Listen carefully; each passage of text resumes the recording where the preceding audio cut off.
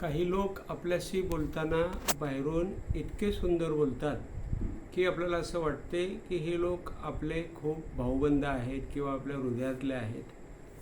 परंतु काही दिवसानंतर आपण त्यांना भेटल्याच्या नंतर आपल्याला असा अनुभव येतो की ते पार बदललेले असतात. म्हणजे याचा अर्थ असा की बाहेरून ते वेगळं वागतात आणि आतमध्ये ते वेगळे वागत असतात. म्हणजे माणसाच्या आत वागणं वेगळं असतं आणि माणसाच्या बाहेर वागणं वेगळं असतं. म्हणजे सामाजिक वागणं ते वेगळं करतात आणि आतमध्ये त्याच माणसाविषयी ते वेगळं वागतात. तर माणसाचे हे दोन रूपं आहेत. एक म्हणजे आंतरिक खराब वागायचं आणि बाहेर दाखवायचं की मी तुमचा अतिशय जवळचा आहे.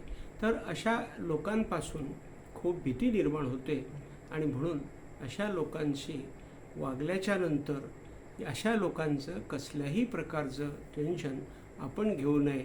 एक सहज अशा लोकांचं टेन्शन आपण सोडून द्यावं. कारण असे जे लोक असतात ते लोक कसे असतात, बस तेवढ्यापुरते असतात आणि जीवन जगताना हे लोक काय करत असतात, बस आपला स्वार्थ पाहतात आणि हे सगळं चुकीचं असतं. म्हणून असल्या लोकांनी आपल्याला फसवलं तरी आपण असल्या लोकांचं टेन्शन घेऊ नये.